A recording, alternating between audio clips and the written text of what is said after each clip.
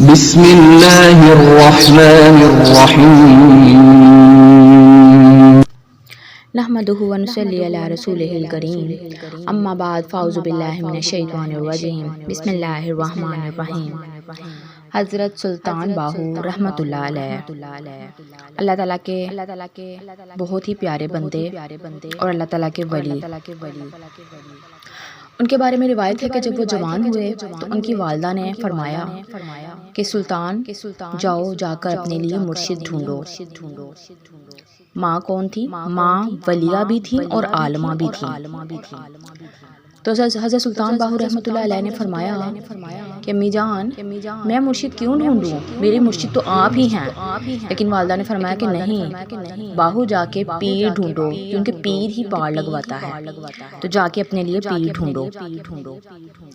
اللہ تعالیٰ نے عورت کو بڑی فضیلت دی، لیکن عورت کو 4 چیزیں عطا نہیں کی۔ اللہ تعالیٰ نے عورت کو امامت عطا نہیں کی، اللہ تعالیٰ نے عورت کو خلافت عطا نہیں کی، اللہ تعالیٰ نے عورت کو نبوت نہیں دی۔ مرد ہی امام ہوتا ہے، اور نبوت اللہ تعالیٰ نے صرف مردوں کو ہی دی۔ 1,24,000 پیغمبر سارے مرد ہی تھے، عورت کبھی خلیفہ نہیں ہو سکتی، اس لیے عورت بیعت نہیں کر سکتی۔ تو ان کی والدہ نے فرمایا کہ جاؤ پیر ڈھونڈو، اور دیکھیں اتنے وہ اپنے والدہ کے فرما بردار تھے کہ والدہ نے مشرق کی طرف انگلی اٹھا کر فرمایا کہ جاؤ باہو اپنے لیے پیر ڈھونڈو، اور وہ اتنے فرما بردار تھے کہ مشرق کی طرف اپنی ماں کی انگلی کے اشارے کی طرف وہ چل پڑے۔ 30 سال تک پیر ڈھونڈتے رہے، مشرق کی طرف جا کر 30 سال تک پیر ڈھونڈتے رہے۔ 30 سال گزر گئے، پھر کسی نے انہیں بتایا کہ حضرت شاہ حبیب قادری رحمۃ اللہ علیہ بہت ہی اللہ تعالیٰ کے بڑے ولی ہیں اور بڑے ہی نیک انسان ہیں۔ جب سلطان باہو رحمۃ اللہ علیہ ان کے پاس گئے تو حضرت شاہ حبیب قادری رحمۃ اللہ علیہ ان کی یہ روایت تھی کہ وہ کیا کرتے تھے، انہوں نے ایک پانی کی دیگ جو ہے وہ آگ کے اوپر چڑھا کے رکھتے تھے۔ جب بھی کوئی آنے والا شخص مرید ہونے کے لیے آتا تو وہ اسے کہتے کہ پانی میں اپنا ہاتھ ڈالو۔ ابلتے ہوئے پانی کی دیگ میں وہ اپنا ہاتھ ڈال کے جب نکالتا تو وہ اسے مرید کر دیتے تھے۔ تو انہوں نے حضرت سلطان باہو رحمۃ اللہ علیہ کو بھی یہی فرمایا کہ جاؤ جا کر دیگ میں اپنا ہاتھ ڈالو۔ تو حضرت سلطان باہو نے فرمایا کہ اس دیگ سے میرا گزارا نہیں ہوتا۔ وہ کہتے ہیں موتی چوک جنا دے ہوون اونے جک دے دانے، انہوں نے فرمایا کہ میرا دیگ سے گزارا نہیں ہوتا۔ تو پھر حضرت شاہ حبیب قادری رحمۃ اللہ علیہ نے فرمایا کہ ٹھیک ہے، اگر تم اور کچھ کرنا چاہتے ہو تو پھر جاؤ، تمہاری یہ ڈیوٹی ہے کہ مسجد کی ٹینکی بھر کے وضو کرواؤ۔ جو لوگ نماز پڑھنے کے لیے آتے ہیں تمہاری یہ ڈیوٹی ہے کہ تم مسجد کی ٹینکی بھرو اور لوگوں کو وضو کراتے رہو۔ حضرت سلطان باہو رحمۃ اللہ علیہ دریا کے پاس گئے، 1 لوٹا بھرا اور ٹینکی میں ڈالا، اور کیا ہوا، ٹینکی پوری 1 لوٹے سے بھر گئی۔ سارے لوگ حیران ہوئے اور کہنے لگے یہ ایک ایسا شخص ہے جس نے 1 لوٹے سے پوری ٹینکی بھر دی۔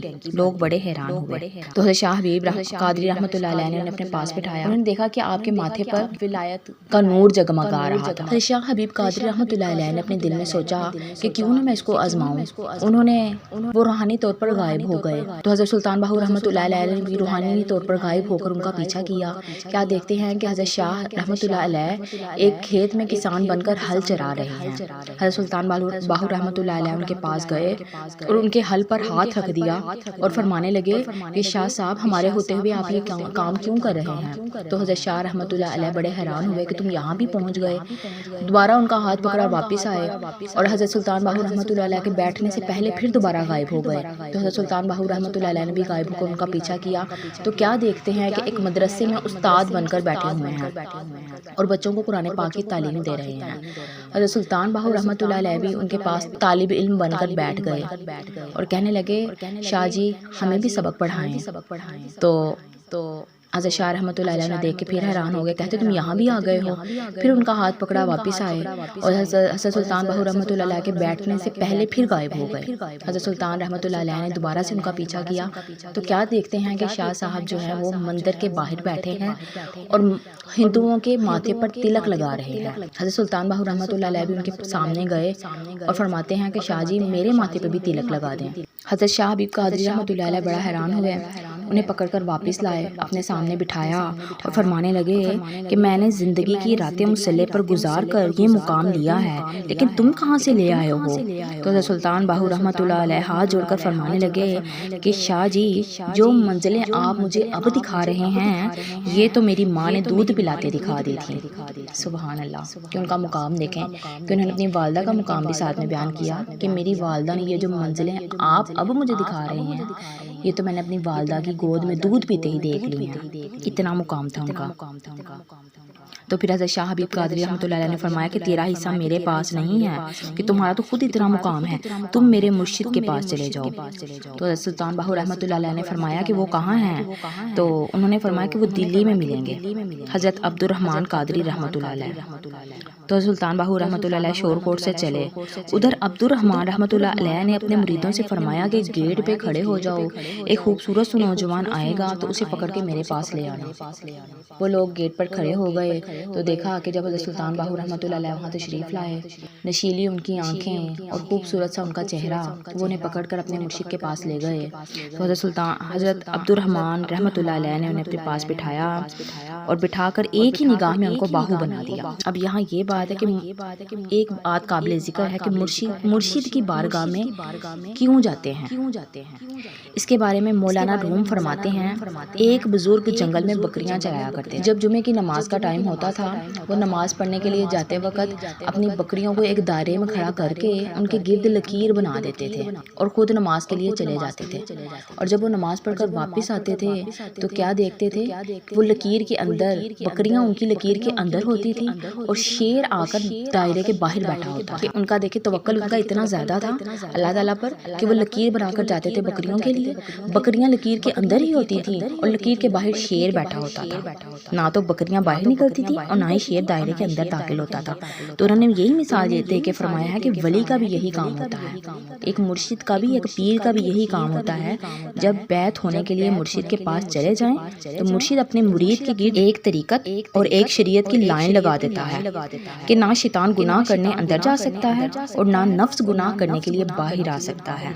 یہ مرشد کا مقام ہوتا ہے۔ انہوں نے انہیں اپنے پاس بٹھا کر ایک ہی نظر میں باہو بنا دیا اور سلطان باہو کا اتنا بلند مقام ہو گیا کہ آپ دلی شہر کی جس گلی سے گزرتے لوگ آپ کو دیکھ کر بے ہوش ہو جاتے۔ آپ وہاں کی جامع مسجد کے باہر جا کر کھڑے ہوئے، لوگ اندر نماز ادا کر رہے تھے۔ جب آپ نے ایک دم سے اللہ ہو کی صدا بلند کی تو وہاں مسجد میں جتنے بھی نمازی تھے سارے کے سارے گش کھا کر گر پڑے۔ یہ ساری بات جو ہے ان کے مرشد جو حضرت عبد الرحمن رحمۃ اللہ علیہ تک پہنچی کہ یہاں کوئی شخص آیا ہے جسے دیکھتے ہی لوگ بے ہوش ہوتے جا رہے ہیں۔ وہ جہاں جہاں سے گزرتا ہے لوگ اس کو دیکھ کر گش کھا کر گر جاتے ہیں۔ تو حضرت عبد الرحمن رحمۃ اللہ علیہ نے اپنے مریدوں سے فرمایا جاؤ اس شخص کو لے کر آؤ۔ تو انہوں نے بتایا کہ وہ تو حضرت سلطان باہو ہی ہیں۔ تو حضرت سلطان باہو کو ان کے مرشد نے اپنے پاس بلا کر بٹھایا اور فرمانے لگے میں نے تمہیں اتنا سستا سودا نہیں دیا جو تم لوگوں میں اس طرح بانٹ رہے ہو۔ تو حضرت سلطان باہو کا جواب سنیے، آپ نے فرمایا کہ لجپال، جب کوئی بوڑھی عورت کوئی مٹی کا برتن خریدتی ہے نا تو وہ اس کو ٹھوک کر چیک کرتی ہے یا کچا ہے یا پکا۔ تو آپ نے بھی جو مجھے فیض دیا ہے نا، میں دلی کی گلیوں میں یہی چیک کر رہا تھا کہ جو فیض آپ نے مجھے دیا ہے وہ کھڑا ہے کہ کھوٹا۔ سبحان اللہ، اتنا اونچا اتنا بلند مقام تھا ان کا۔ سلطان باہو رحمۃ اللہ علیہ، اللہ نے وہ مقام اور مرتبے دیے کہ وہ مولا علی کی اولاد میں سے ہیں۔ غازی عباس علمدار کربلا کے دلہا، ان کی اولاد میں سے سلطان باہو سرکار رحمۃ اللہ علیہ ہیں۔ پتر بھی علی کا، خون بھی علی کا، جدھر جدھر سے گزرتے تھے لوگ اللہ اللہ کرتے تھے۔ سبحان اللہ، ان کا بہت اونچا مقام تھا۔ اللہ تعالیٰ کے بہت بڑے ولی تھے۔ اللہ پاک ہمیں ان ولیوں کی صحبت حاصل کرنے کی توفیق عطا فرمائے۔ اللہ پاک ہمیں اللہ تعالیٰ کے جو نیک بندے ہیں ان کی صحبت میں بیٹھنے کی توفیق عطا فرمائے، ان سے کچھ حاصل کرنے کی توفیق عطا فرمائے۔ اللہ پاک سے یہی دعا ہے کہ اللہ پاک ہمیں پنجگانہ نمازی بنائے، اپنے نیک بندوں کی صحبت عطا فرمائے۔ درود پاک ہر درد کی دعا ہے، درود پاک پڑھتے جائیں، پڑھاتے جائیں۔ اللہ پاک آپ سب کو اپنے حفظ و ایمان میں رکھے۔ وما علینا الا البلاغ المبین۔